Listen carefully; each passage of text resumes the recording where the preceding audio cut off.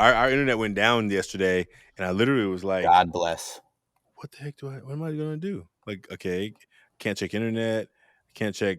Okay, and it was just like my computer was down, but I still have network, so I was like, "Oh my god!" I was like, and then I was trying to do everything on there, right? You're like, I mean, even though I even had the phone, I still felt like, oh my god, I can't open up the other app that I need to use for the other thing and the other. Oh my goodness, What are my me. thumbs gonna do?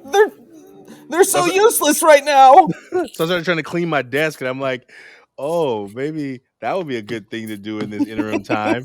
And then internet comes back on, the Grade? desk is still a mess. Should I Great. grade? Oh, students don't get it. They don't get it. Like Uh-uh. man, oh man, we're already in there. We're Let's already in jump this. in, buddy. Come on. Okay. Well, look, let's start over. We'll start over at 8:30, 8:40. Here we go. Starting You got now. it.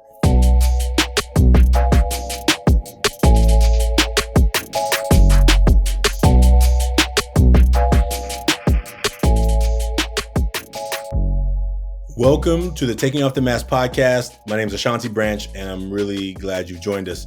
Today's guest is Noam Raucher. Noam is a rabbi. He's a teacher. He supports men who have gone through or who are going through divorce. And in this conversation, you're going to hear a really meaningful conversation between men who are trying to do some of this work.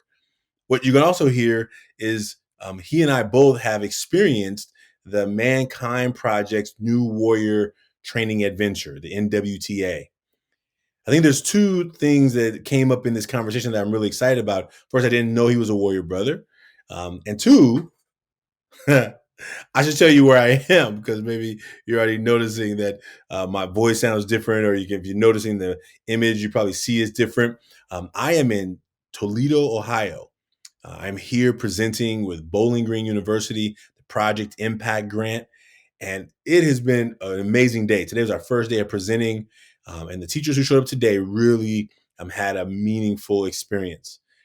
One thing I'm really excited about that you may not know is in today's conversation, when I think about not only the New Warrior Training Adventure, when I think about these conversations with men from around the world, the stories that come out of these conversations.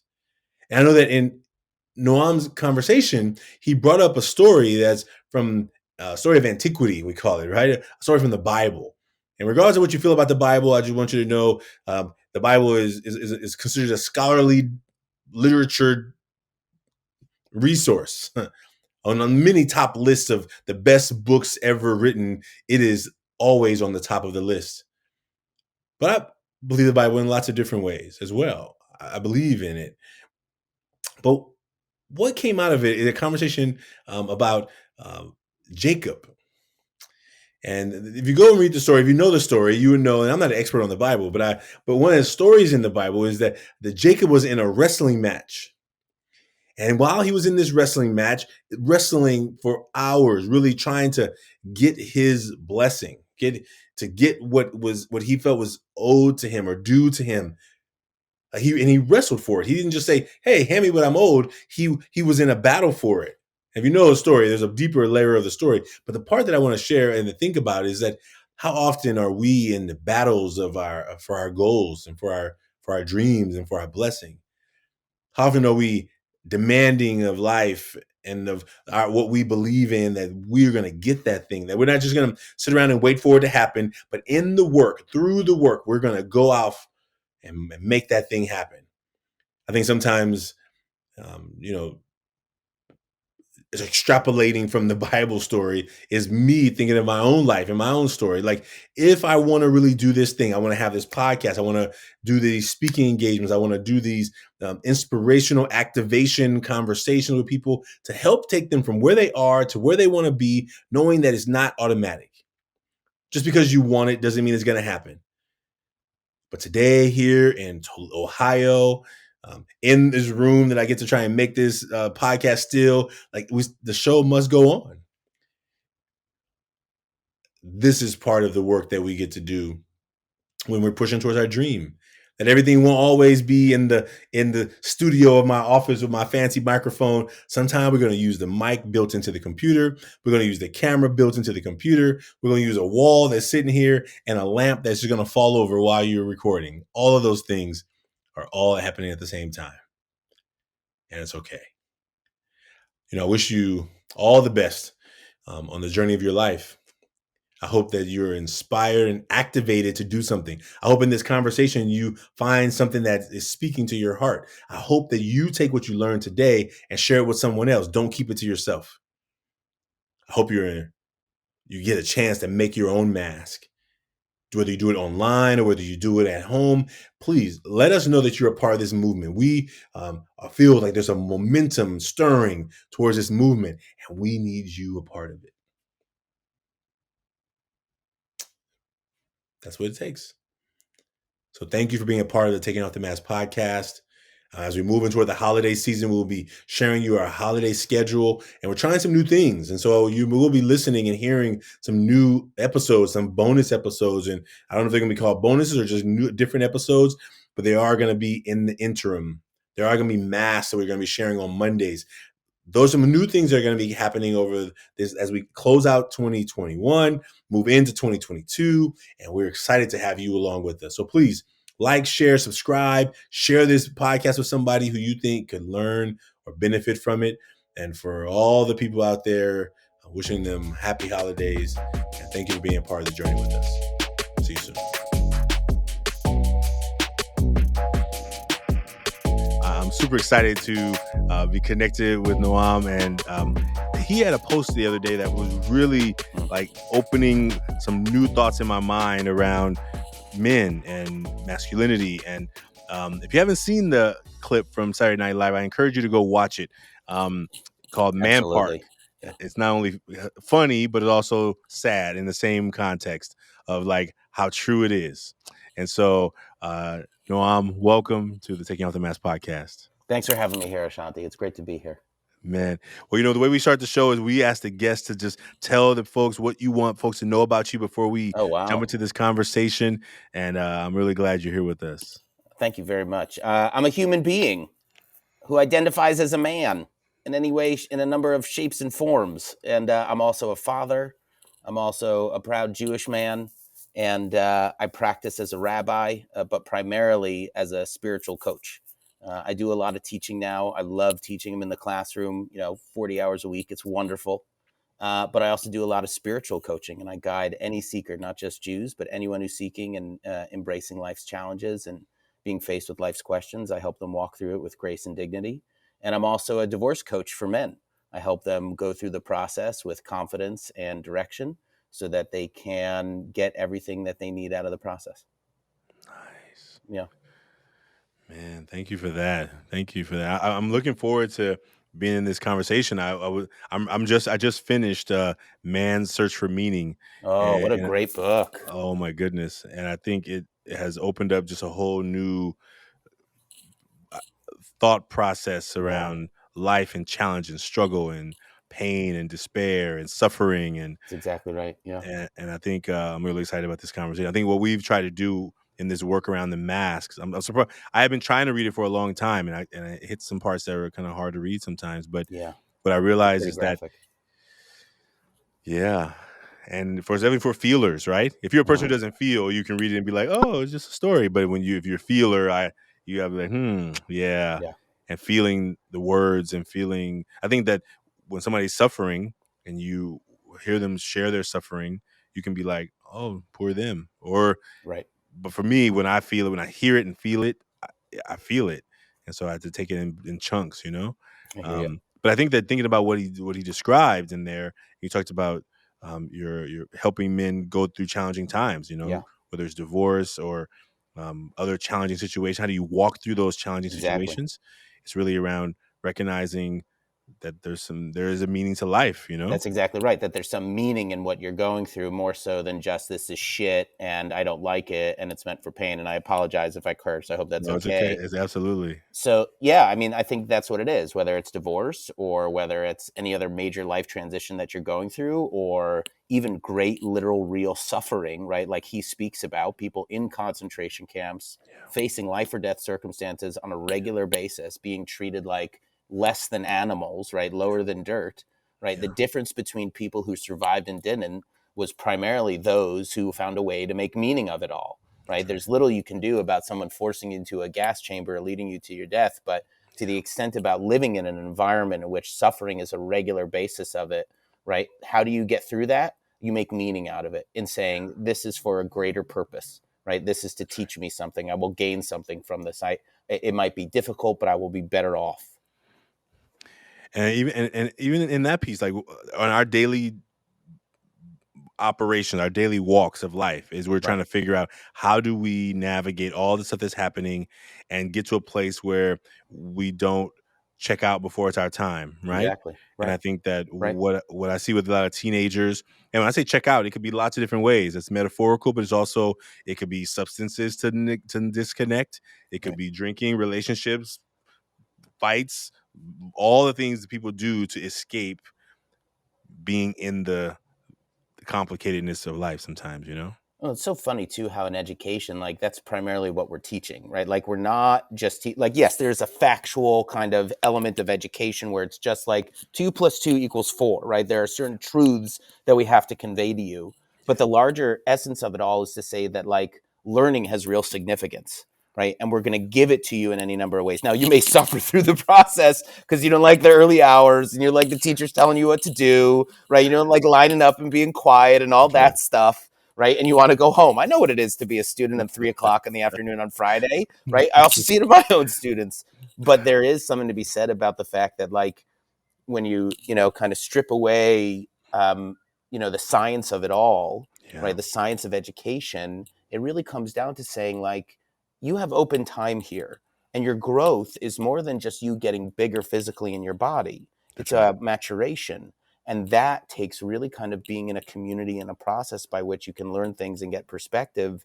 And then not just take 2 + 2 = 4, but to say, well, why does that really matter in my life? Why do I need to challenge myself so much so that I actually learn something and that it hurts at times, right? That there's a little bit of pain involved, that I failed, right? Or that I didn't get something right. This is about meaning much more so than it is about putting facts in your head. Yeah. And oh man. I think the one thing that you just talked about it was the idea of like when I get to that place of the feeling like I'm in the suffering. I just learned recently, literally, etymology of the word passion is about suffering and pain. Yeah. Right. And so like to go toward the things that you dream of, that you want, you may think that it's supposed to be the easy way through, but the other end is where you find the bliss and the flow. But to go through all the other questions of why would I, like when I left engineering to become a teacher, the battle was with my ego and the voices of, dude, you're gonna leave all that money, right? And potentially fame or prosperity in some way. Absolutely. Because growing up poor, the only thing I wanted to do was become rich or wealthy or not have money be a problem. And to leave that 5-year journey of like, oh my God, I never think about money, because there's enough of it to go to be a teacher where I knew that I get paid once a month, and then I'm trying to figure out how to stretch all that money, all that money. All that stuff, right? And every time my student would, you have the audacity to tell me you only here for the check. I, in my very immature adultness, would go and get the check stubs. And I would say, let me show you, Mr. Teenager who thinks you know everything. With your Air Jordans that your parents bought you. Let me show you these 2 check stubs. And let me just, what do you notice first off? And that's the part. And they're like, you left all that to be here? You're crazy, right? And the idea is that, well, it's you say that now because you can't see the other side, but when you go to that place where you've been chasing dollars and it doesn't make sense, like that's what I feel. And so I'm so thankful for these conversations with men from all over to be able to say, man, where did I learn the message? I mean, I grew up with a single mother, so I learned it from men in the community, Yeah. and who was like, here's what you better do. Suck it up. Don't show no feeling. Like all the places I got conformed, or I conformed to being accepted, was behaviors that I often didn't even agree with. But there's a cost. There's a huge cost cost. to be yourself. Yeah. Yeah. Well, man, that's the show already, right? Let's go. That's But it. I'm so Package excited. it, sell it. We're good. Well, I'm so excited that we get to make these masks together, and thank you for being a part of the movement with us. And Absolutely. the guest gets to decide who goes first. So either you go first or I go first, and we'll share the front first, and then we'll share the back, and then we'll let the conversation take it where it goes. I'm happy to go first. That's cool. Yeah, Okay. I'd love to. So just hold it so that you can just see the front first, and then we'll just do the front, and then I'll do the front of mine after you. You got it. So I tried to draw my face as best as I could. The beard never comes out looking as good as I want it, but I gave myself blue eyes because I have blue eyes, so at least it's a little bit more recognizable as me. Nice. Maybe I should hold it up to my face like this so it actually looks like a mask, a floating head. But I put the 3 words. Do I need to describe my face at all? I know you can whatever it's a good face. I think it's a good face. It's a good face, and it's some nice eyes. Very nice eyes. Thank you. I appreciate you saying that. So I put the 3 words. I put strong, smart, and compassionate. And here's an interesting word about compassionate, by the way, right? You said passion is about the suffering and the joy of it, right? Compassionate means to suffer along with someone. Did you know that? I didn't. To suffer along with someone. Makes sense. It makes That's exactly right. Yeah. So you should say that to your students. Have compassion with one another, and you'll build relationships. Suffer together through my class. That's right. That's the only way you're gonna get through it. That's the only way you're gonna get through. All right. Okay. I gotta write that down. I gotta write that. I'm gonna look that one up too. Thank you for sharing compassion. I hear your passion. Have some compassion and suffer along with everyone. Let's go. Can you let me just tell you how much I'm going through right now, so that you can join me. As opposed to like when I ask you how you're doing, you say fine, and I keep moving, right? Because that's all I had time for anyway, right? You're fine. You're good. You're cool. You're okay, right? Fine, good, and cool, brother. Good man. Oh man. Oh man. I look forward to talking about those 4th graders in a minute. All right, here's mine. This is what I drew today. Okay. Got a little half smile there. Yeah. Trying to creep one out of the back of that. And I wrote these words. I wrote serious, intense, and funny. Yeah. And those are feeling really present today. Like I put funny last because I love to laugh. And sometimes my seriousness and intenseness, laughing comes so far back later. Like I'm just trying to get stuff done. I got too many things to do. Okay, why we don't have time for the goofing off right now? Like I got in my mind, I'm like go, and I oftentimes don't rest enough. I don't take the time to celebrate, I think, enough. I remember we got this grant. It was our biggest grant at the time. And the team got the call, and I was like, "Oh my God, thank you!" I worked so hard for it, and I hung up the phone, and the team was like, "Yeah, we got this grant, right?" And then I was right back to the computer, and they were like, "Branch, hey, you don't want to celebrate?" I don't know how. I don't know. I think I'm so far behind where I think I'm supposed to be. My comparison voice says, "What do you mean? You've been at this 17 years, and you just now." Like there's a lot of comparison I do around I should be further along the journey. And so because I do that to myself, I never feel like I've accomplished anything. So you never celebrate. You're always moving on to the next thing. I have a hard time. And I'm working on that. That's one of my edges. Is also one of my areas of growth. Is like I think I made a video the other day where I talked about the journey of like when I think about Ever Forward Club as an organization. I started it in 2004. We had 1 club in 2004. If I look at just the number of clubs we have today, we have 3 clubs today. I'm like, in 17 years, you only got 3 clubs? But that's me using numbers as a measuring tool for our success. Right. But when I think about the hundreds of young people who we've worked with, the thousands of young people, if I don't give myself credit to even think about that, and I use this number system like 1 club, 3 clubs, I make myself feel like I haven't been doing any hard. I haven't been working hard. And I think that's part of my work, is that I'm so serious and intense that even when a good thing happens, I'm like, yay, okay, let's get back to it, because I got still more to do. And I think I'm learning. I'm learning that even when I celebrate it, I'm not saying I'm done. I'm saying this is a step along the journey, and this piece was completed well, right? And I get to keep moving toward the other steps, I've really needed to build up that self-compassion, right? That being my best friend, because that inner critic speaks loudly in me. So when my marriage failed, I interpreted it and embodied the idea, or at least saw myself as a failure. And I think that's still part of, my shadow, right? The part of the mask that people don't see. And if we're not there yet, I can wait, but Oh no, um, let's do it. So, let's do it. but being able to address that, right? And having a self-compassionate voice in my head that silenced the inner critic, or at least, just lowered the volume on it somewhat, right? So that I had an equal, speaking level for both of them. And to admittedly, I think having an inner critic is not so bad. Like, I wonder if there's something protective about that, right? That like they help you make wise decisions by saying, I don't think that's really the smartest thing, right? Like, I think that's okay sometimes. So it depends on the volume of the inner critic, but you also need to have that, inner friend, right? The self-compassionate one who's going to say like, all right, you may not have reached all the students that you wanted to reach, but you reached a good enough number of them.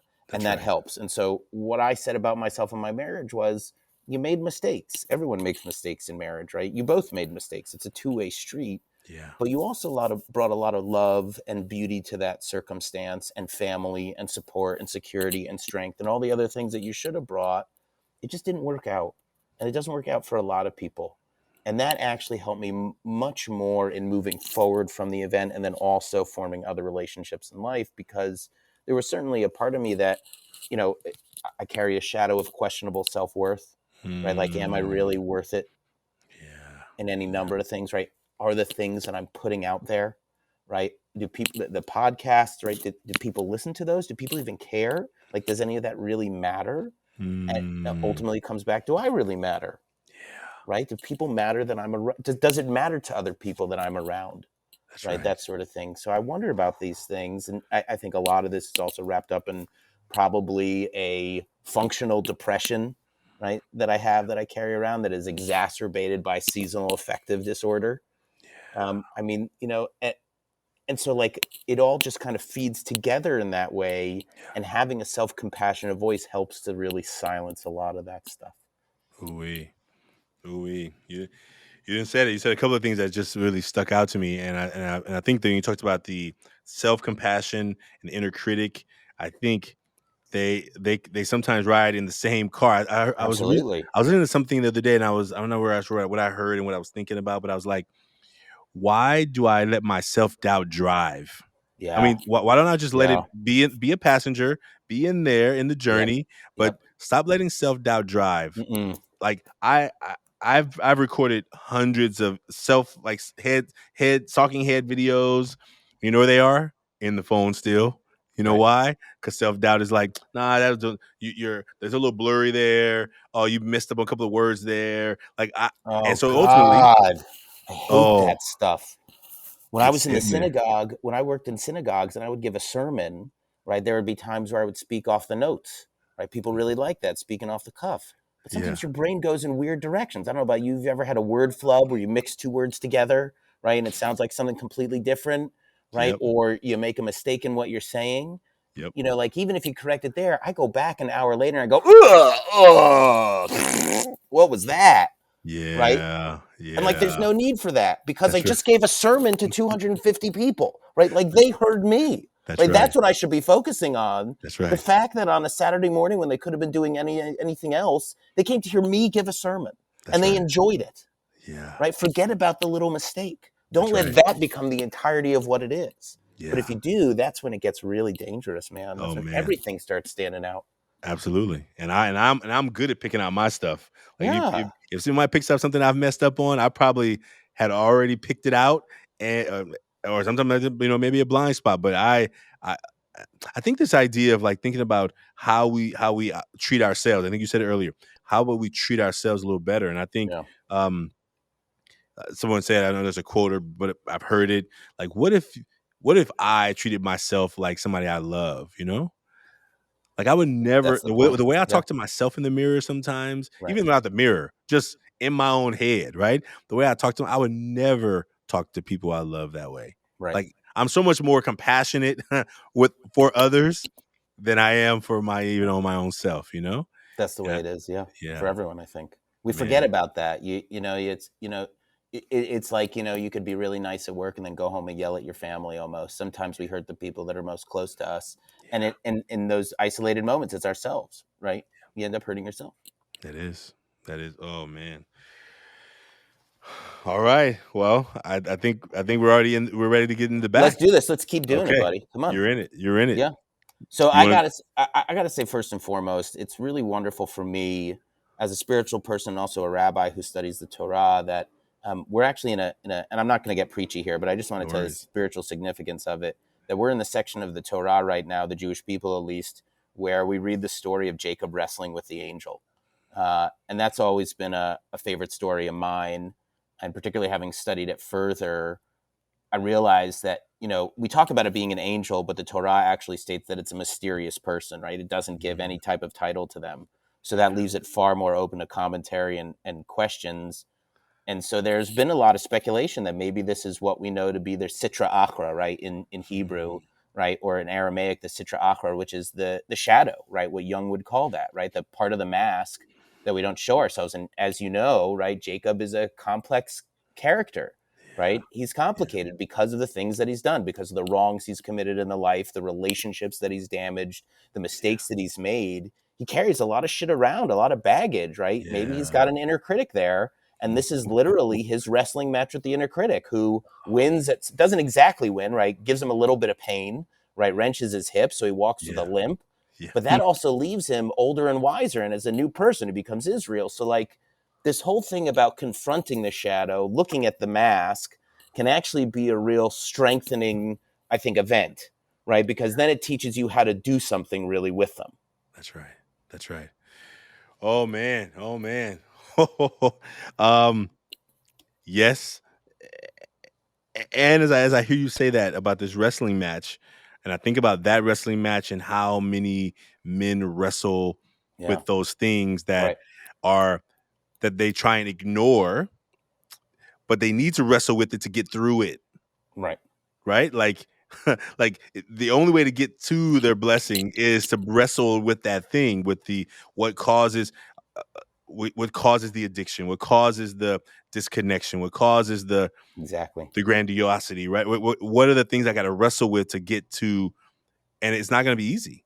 Like my situation, I have a food addiction to flour, sugar, sweet sub, like not candy. I could never touch candy. So you're I'm talking excited about for Thanksgiving, is what you're saying. It's coming, right? it's the best and worst, right? The problem is it's like if I thought I was normal around it, I could have one piece of pie, one piece of cake, and move on. But once I start, it is almost insatiable to turn off. Yeah. Like I Yeah. can I can keep going, and so my addiction is so bad that like just a couple of weeks, like a couple of days ago, I realized, oh, you've been buying more stuff to try and satisfy this sweetness, and it ain't satisfying it. And so what do you hear what's happening? I started feeling myself just getting unhealthy, like feeling it taking over me. And I think that the wrestle is I don't want to feel feelings of sadness. I don't want to feel feelings of a worry. Yeah. I don't want to feel the self doubt. So I can just eat it away. And all I'm doing is just find myself to an early grave with not taking care of my health, right? And those are things that I constantly. I mean, once I became aware of what I was doing. Yeah. Before I didn't know. I didn't really even know. I'm always a big guy. I've been a big guy since I was 5, right? Right? They've been calling me husky since I was 5 years old. You're a husky, I'm the same okay? way, dude. I'm the same way. I should have put body image on there too, because I'm always wondering if people think I got tiggle bitties, right? And all that stuff that people used to call me at summer camp when I took my shirt off. Oh I worry man, about that for my own kid. He's a bigger kid, right? People are yeah. going to make fun of him. There's a lot of bullshit out there. I don't need him Oh developing some can see the mask being made right now in terms That's of right. what he feels about his own body. That's right. That's right. Oh man, I see it. And so I'm glad you brought up Jacob in the wrestling match. That actually. So you want me to go first on the back, or you want to go first? I'll go first since I Okay. went Oh first man, on the front, if that's thank you for okay. that. Thank you for bringing up Jacob. I appreciate that, man. So on the back of my mask, the stuff that I don't often talk about or share with people is that, yeah, I think I do have a low grade or at least functional depression, right? That I kind of carry around. It's just my natural inclination, right? Yeah. I look at the world in very realistic ways. And I Yeah. think that is upsetting to me in some ways, subconsciously, right? That I'm not always thinking about them, but they're there. Yeah. And that, like I said, gets worse around the wintertime, right? Just kind of is. You want to spend time with family, right? It's times where you really want to be loved, right? So like it's, you're just missing out. And so for me, it gets worse than, like I said, questionable self-worth, right? In terms of really wondering if what I contribute has value. Do people want it? Do people enjoy it? Do they even want me around, really? And then also, right, am I stupid? Am I a failure? And I think that's primarily the inner critic going, you fucked it up. You fucked it up. That little mistake you made in flubbing the word. Everyone forgot everything else you said. They just remembered that you made that flub. Way to go. You worked for hours on it. And that was the mistake that you made. Yeah. Yeah. That's what I wrestle with. That's what I'm in the middle of wrestling with right now. Those are my shadows. Man. And that thing about the shadow, man, okay. Well, bring it on, buddy. Here is the back of mine. Fear of failure, self-doubt, worrying and letting go. Yeah.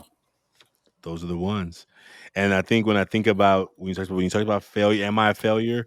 I often have to put my emotions in check because growing up poor, my job was I was like, if I could not be poor, my life would be so much better. So when I went to school to be an engineer and I graduated, I was like, oh, I got it. I didn't figure it out. And when I realized that wasn't bringing me the level of joy that I thought it was, I mean, it was fun being able to go to the store and buy something without stressing over, can I buy it? Right. But it wasn't making me happier in a way that I was like, I feel more fulfilled in my life.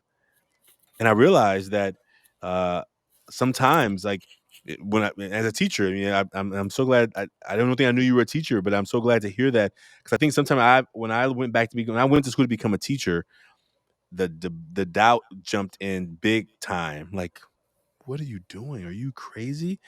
And I made the conscious decision that I was doing it. It wasn't forced. I didn't feel pressurized, but I kept saying, how are you going to live the lifestyle that you want to live if you're going to go to a profession that is already making it difficult for people all around, right? You can go on the internet and look at the salaries. You can see, right?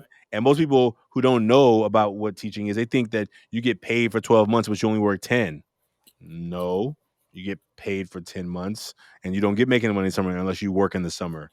So it's summer break ain't a summer break unless you can figure out how to break, And I think that when I think about it all the time, and I don't ever want to judge myself around money, but money is a good measure. It's easy to count, right? You can be like, do I have money or I don't have money, right? And I think that as a now that I'm not even a teacher, I'm a nonprofit leader, money is a whole nother thing because if you don't hunt, there ain't no money. You know what I'm saying? It's not like a guaranteed check. There's no, if I don't go raise the money there's no money to pay people. And now I have other people's livelihood on in my heart, in my soul. And so that fear and that self-doubt, when I mentioned self-doubt, like sometimes I feel like self-doubt is driving. And I'm like, why am I letting self-doubt drive? Like all I can do is give my best. And like you said, the one word I messed up, the one little thing I said, and I don't post anything. And I've been getting better. I've been getting better at it. And I you think don't post to Instagram, it's a social media and whatnot. When I hold back a little video where I'm like, I said something wrong there. I'm just not gonna post anything. And it's me thinking I'm not trying to be a perfectionist, but also saying I shouldn't make mistakes. And therefore, because I overjudge myself, then it makes it hard. And I think now as an organization, we hired our first full-time person. And so you imagine 17 years, I've been doing this by myself. And finally I got hired 5 years ago. It's my 5th year anniversary right now. And I realized letting go is hard. like I've never thought I could do all this by myself. Like I've like trying to figure out how we're going to get this all done, how we're going to find the right people, and Right. now we have people, We and just now I'm don't know. realizing the letting go part is actually pretty challenging, It's right? hugely challenging, especially if it's something that you love. I mean, I really enjoy doing the divorce podcast that I've been doing since the start of the pandemic. Right, a co-host fell into my lap. It was really wonderful. It was great. Um, and there are parts of me that's like, we got to do X, Y, and Z, and it's got to be X, Y, and Z. But letting go of that makes it a lot more fun, to be honest with you. Right, just showing up and being like, all right, we don't use Zencaster, right? I don't have someone to help me schedule interviews, right? We're just kind of doing it, seat of whatever it is, seat of our pants, flying by the seat of our pants, and I put it on GarageBand, and that's it, you know. But for me, that's actually a lot more fun than being like, it needs to be completely polished, it needs to be highly produced, it needs to be really well scheduled, Yeah, because I really just want the fun element of it. yeah, yeah, and I appreciate that, and I think one of the things that we've been, oh man, all of those things and that piece of like, um, is it working? I've asked Right. myself, is it working? I I sometimes um don't want to go look at the analytics because I sometimes, and that's not a good business move, but it is a good heart soul Yeah. move, right? Yeah. Because it's Makes like, you feel good. well, because if I go look, then I'm like, wait, only how many people listen to it? Right. Do I really want to know? Do I? And I know that I was going through this little coaching course around how you the numbers and all that stuff, right? Because I'm a numbers person, Yeah. and I'm like, why am I ignoring it? Fear, more self doubt, and the worry of like, what if it's not reaching people? And every once in a while, I get a text from somebody who's been listening to it. I didn't know they were listening to it, right? And I'm like, oh man. And it's just something like where you just say, okay, Ashanti, all I'm doing is trying to give back to people. I'm trying Yeah. to give back. I wish there were more conversations like this when I was growing up where men were talking about, I'm human. Yeah. There's more to me than you can see by looking at me. Right. There's more to my resume. Right. There's what's happening behind the scenes. And to know that there's nothing wrong with me. There's nothing wrong with me. And I think that's the work that we get to do. And for the young men in our work too, who get to hear men who they may, if they have fathers, great. Maybe their fathers aren't present socially, Yeah. emotionally, but to hear other men in their around, they're like, yeah, I worry about fear. I worry about doubt, and I don't talk about it. And to know that they may have those same people around them who just are not talking about it. You bring this up, and it makes me think about all the things that's expected of us of men, and particularly what we have to project, right? You have to project this image of confidence, of strength, of leadership, right? All these things that everyone, right? We're not just talking women from a heterocentric point of view, right? We're talking about everyone that everyone considers to be attractive, Yeah. right? Yeah. But that creates the problem, right? That you really never get to be your authentic self the way you want, right? You Yeah. spend so much time projecting outward images of things that aren't necessarily you, or maybe they are, but they're not the entirety of you, Yeah. and they may not necessarily be all the things that you want to project out there, but you have to. That's right. I wonder if it naturally leaves us questioning, or at least asking, well, what's enough? How much of me is enough to put out there that is acceptable and attractive? And I Yeah. would offer that it's the very baseline of who you are, Yeah. right? It's got nothing to do with how special people might think you are, or how attractive you think you're looking. Yeah. It's got everything to do with just being a human being and having a soul, right? That's what makes you and your contributions enough. Forget about everything Mm. else. And you're working with most of our work has been middle school, high school, but we Yeah. have a circle of boys we work with, and Yeah. I wonder maybe for the boys, or maybe not just the boys, but the students you work with in that age, eight, 8 year, well, fourth grade is like 8 or 9, like nine Yes. 9 years Yeah. old, 8 or 9, they're straddling that. Yeah. where they're starting to now become they're becoming them more Yeah. themselves, they're having Oh more yeah. ideas and thoughts, and they're testing them out against other people, and like Yep. the things they see other places they try and bring and play out, and you see the ones who think they're Hulk Hogan and the other ones who think Oh they're God. you know they're they're the junkyard dog, right? And like I how I got a kid who challenges me to a 50 push-up contest every day. I never take him up on it, but he's always challenging me. Let's get it done, Rabbi Noam. Come on. But the other day, I was in the bathroom and I overheard two young boys talking, and they were talking about how guy code is that when you're in the bathroom, you never stand in the urinal next to another guy. You always leave a urinal between the two of you. Like, even if there are dividers, right?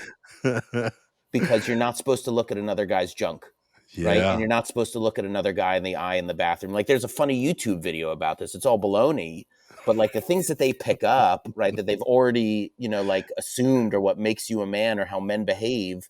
I mean, it's ridiculous. But to know that like they're still learning that like you have to separate yourself in the bathroom Mm. is crazy. Oh man. Oh my gosh. So the lessons they're learning, Right. fourth grade. I had a parent at one of our workshops or a documentary screening. She has a second grader, and she said her second grader has a best friend, and they sit right next to each other having lunch. Like Right. they're shoulder to shoulder, elbow to elbow, like sharing lunch. And all she knew one day, her son came home, and he was like, "Mom, what is gay?" Oh, And wow. he was like, "Huh? What do you mean?" Right? He didn't even know what it meant, but he knew that the bigger kid who saw him and his friend having lunch, having a great time, loving each other's company, being friendly with each other, intimate connection, said, "Oh, you two are gay." Now the kid didn't even know what it meant, but he knew what it felt like, and he knew the laughter by the other kids made it feel like, what do we do that is wrong? What without even knowing what it means? Imagine that. But even if it meant something, right? The fact that this other kid in the same elementary school, a bigger kid, Yeah. had decided that any two young men that are having a good time together, laughing, fun, sharing lunch, being friendly, that somehow that's something wrong and there's something not okay. And his mom was like, "What do I do to not shake out of my boy the loving, caring part of himself, but also make him so he doesn't get victimized in a society that tells you that you can't be that way?"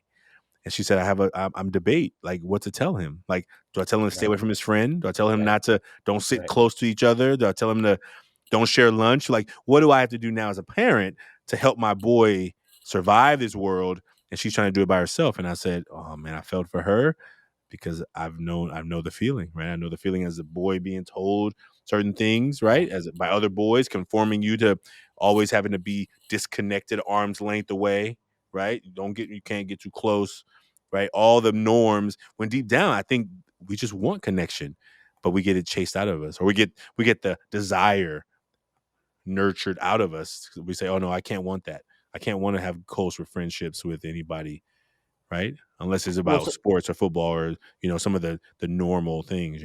well, and that's the irony of the man park thing, right? From the Saturday Night Live sketches that Yeah. like guys, we do this thing to ourselves where, you set a standard, right? Two guys can't be talking to one another, right? But what we really need is the space to talk to one another. And none of those are readily available, right? You create this space here with taking off the mask, which is wonderful. Two guys just talking, right? Being vulnerable with one another, just sharing, right? Yeah. That's the way it really should be, Yeah. right? You should be able to kind of go into those conversations without anyone really thinking any less. Now, That's we right. do live in a much more evolved society, so you can, That's right? right.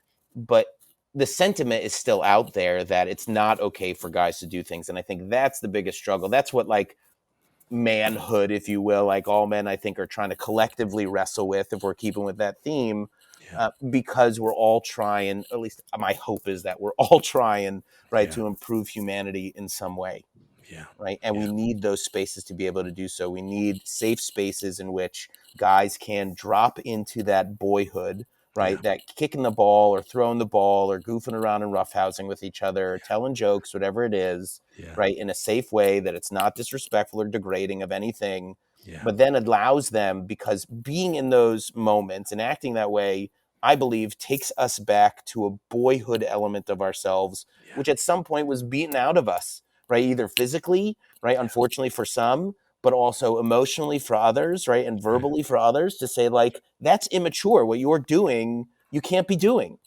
right? Stop. Yeah. Yeah. And what that does, though, is it cuts us off from the bridge that I think takes us to the other places of vulnerability where we really do need to share from, That's right? right. Childhood, the boyhood energy is the bridge to get to the vulnerability for us. I think women are given a chance freely to do that. They're encouraged to do that. They're encouraged from the get-go to embrace their emotions and to fall into that, young self, that emotional self that allows them to reach out and connect with everyone and be vulnerable. It's That's not right. the same for guys. That's Right. right. So there have got to be spaces.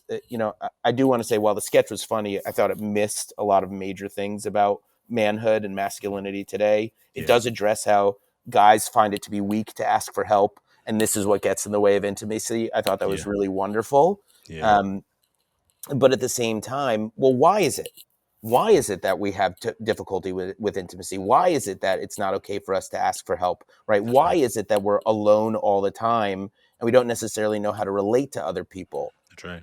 I think a lot of it has to do with the rest of the standards that are on us, Yeah. right? You need to be Yeah. a producer. You need to be a provider. You need to be at the office working at a breakneck pace, right? I mean, there's just kind of all those things are going to lead to, right, people who are underdeveloped because they haven't been able to really express themselves in their full humanity, right? In the That's right. fullness of who they are.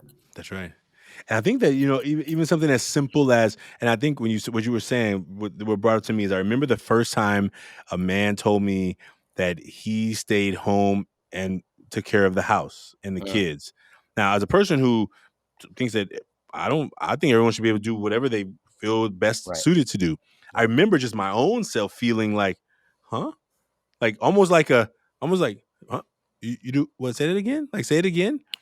Like, and it was my own like deep programming that's I feel totally like that's great. You love raising the kids, you love being able to take care of the home, your wife is working and she loves her job. And I remember just what happened inside of me was like, oh, where was this coming from? Because I don't believe it, but it's the Right. normalization of it Exactly. that makes it then become, oh wait, why is that? Why does that even seem like it is not okay or it's strange or it's different or whatever? Because the normalization is powerful. It's not that every man is out there trying to do bad. It's like if we don't question the things that happen that we're like, why do I feel that? Why do I believe that? Why do I believe that? Or where's this feeling coming from that is saying that? And I realized that because it's programming. I was programmed really young, right? Right. We all And I were. think that Yeah. how do we begin to help deprogram the things that are no longer serving our community, our society as a whole, and definitely for men and boys, right? I think that more. I thought about where are you based? Where are you based? What part of the world? I'm in Pasadena. Oh, you're in LA. I was thinking like, what if we make one of those? What if we invite a bunch of friends to come to a man park? We're gonna go. Oh, that's a great idea. Really do it up. Yeah, just do it. We're gonna have a kickball. We're gonna hang out. We're gonna do just Oh, that's a come great idea. and just do it. Like make one and just invite a bunch of friends. Say, hey, inviting all men who want to come. We're gonna be at this park and just do it, right? Let's just be kids. And see Yeah, what happens. And see what yeah, happens. And just really like think about what if it what it 'cause, I mean, I'm on a men's team, so thank goodness I have that. But I think about yeah, how many men who don't have a place where they can go and be more of their full self. You imagine, right. I mean, I only been in my organization 10 years. So before that, I didn't even know it was possible to trust men. I didn't Yeah, trust men. right. I didn't have any. I had friends from college, but we talked about career, where you at in this point in your career, what promotion you're about to get or you just Right, got, and right. you go into the next alumni event.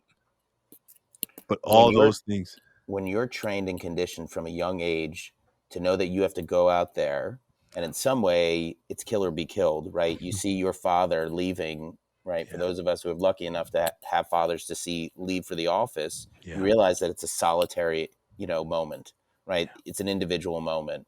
You don't know that he's going to be in an office to work with other people. The impression is you got to go out there and do it alone, right, right? right. And if you have to do it alone, that means you can't really trust people, and that furthers the doing it alone. If you can't trust anyone, right, then you might as well just do it alone. And how can we get back to a place where it's actually not only expected, it's that we ask for help, it's accepted. I was trying to think of there's three Celebrated words, even. and it's right, and Yeah, it's even checked up on.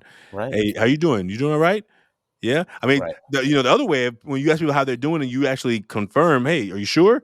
man, like it almost turns into like I have to fight you now because now you're questioning that I'm Right. okay, as Right. opposed to being like, no, What's up actually, with that? Right. yeah, as opposed to like knowing that you're actually asking because you want to make sure that you know that the space is safe to like go deeper if you needed to. Exactly. That you like, no, actually, I'm really okay. I'm really Well, and good right that's now. what's so funny about it is that like women, all the women in my life, they all have like these group text chats, right? Of friends from college or different parts of life. They're always, these are my girls from New York. These are my girls from college. These are my girls from whatever it is, the girls in my mommy group, right? And they're all talking.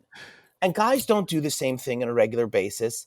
And it's so bizarre as to why, because the idea of like being a soldier and a brother in arms with people like comes so naturally to us, Yeah, right? That yeah, like the military is having so many problems accepting women because it's like, no, we're a team of men, right? We trust each other. We got each other's backs. Same yeah, thing at sports, right? yeah, We go into so easily this idea of being on a team, yeah, right? But then what does it really mean to like be a member of that team, right? To be a brother to someone or to be a soldier with someone and to yeah. say that, like, when you come with that shit, That's right. right? If you have that shit, I'm going to be here to receive it, right? I Yeah, don't have to take it on. It doesn't need to be my own, that's right. right? But I can be a brother for you and I can be your brother in arms about that.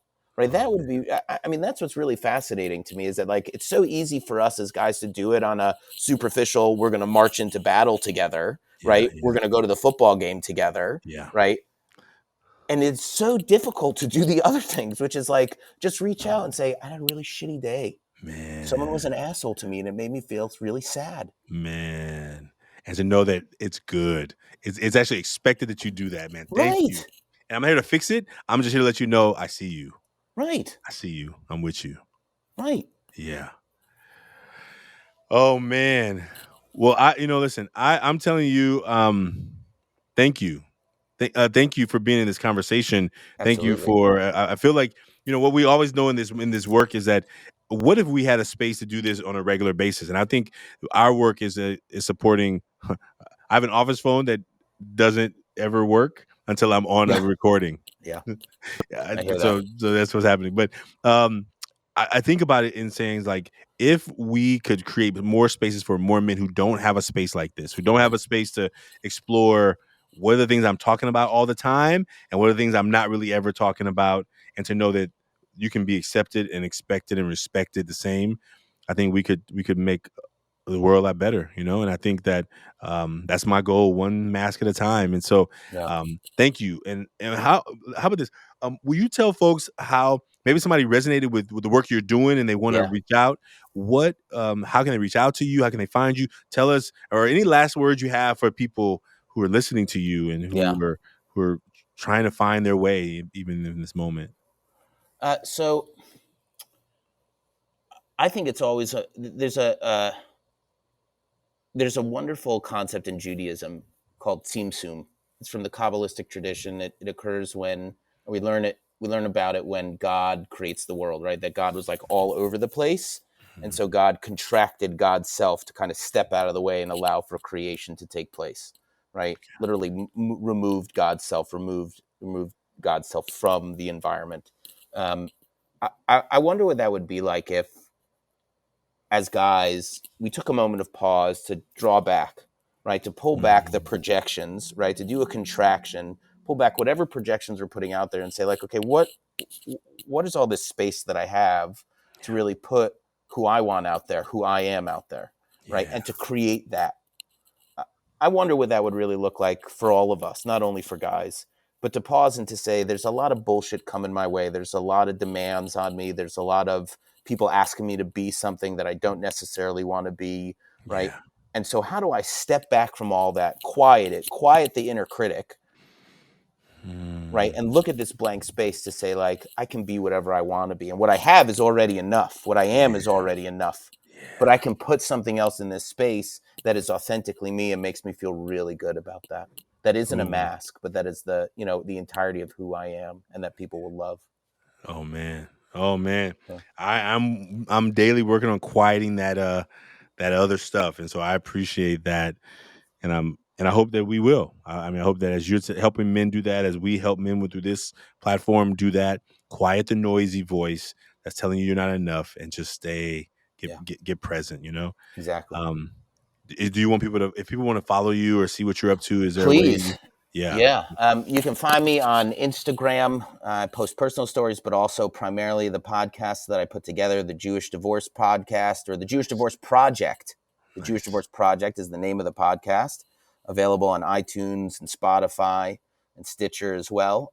Same thing with the Human Podcast, HUEMAN, an exploration about men of different shapes and sizes, shades and size. Just kind of having the conversation about it. We should have you on. Joy and I should invite you as a guest. So we'd love to have you, Ashanti. Yeah, thank you. I look forward to it. And you can find me on Instagram at Noam Raucher, or send me an email if there's some work you want to do. If you're a guy in the LA area and you're looking for a men's group to go to, right, a man park, if you will, in which you can really share and get connection and community from guys to talk about these things like Ashanti and I have, reach out to me at Noam Raucher, NoamRaucher @gmail.com. And I'll be happy to connect you. I'm the representative for the Mankind Project in Los Angeles. I help guys find chapters all over the place, all the time. So reach out to me. Come, friends. I got lots of stuff to share. I'd love to work with you. Please. Oh man. And I maybe I should have caught it and I didn't catch it. So I did my New Warrior training at Camp Krim in 2011. Why didn't we talk about this from the beginning? It all happens when it's supposed to happen. So did you do it in the winter or the summer? It was cold and raining. Oh God, I did it in Washougal, Oregon, in the mountains with snow all around. Oh, brother. That's our next conversation. Next conversation. All right, we'll do it. Oh my God. Well, I am so appreciating you, Noam. I appreciate you. Thank you for being a part. And all this will be in the show notes, folks. So if you didn't be able to copy it all down, it'll be in the show notes. We'll make sure you can find a way to connect with the brother here. And I look forward to our next conversation. I'm Peaceful Bear. What's your name? I'm King Salmon. King Salmon and Peaceful Bear. That's a podcast right there, man. Let's do it. Salmon and the bear. Oh man. Thank you. Thank you, brother. Thanks for making this happen.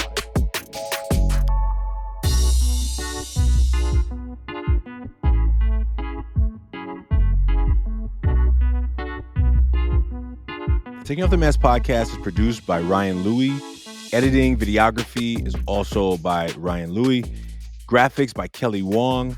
And a special thanks to the team at Ever Forward, Vanessa Cortez and Kevin Romero. And I'd like to thank everyone who's been a part of the creation of this podcast. As we hit this 1-year anniversary, we hope that everyone who's been a part knows that they're a part of the Taking Off the Mask experience. And we look forward to you being a part of it as well. If you liked what you heard today, please like, subscribe, and share. And we look forward to us continuing to offer conversations that matter. Take care. See you soon.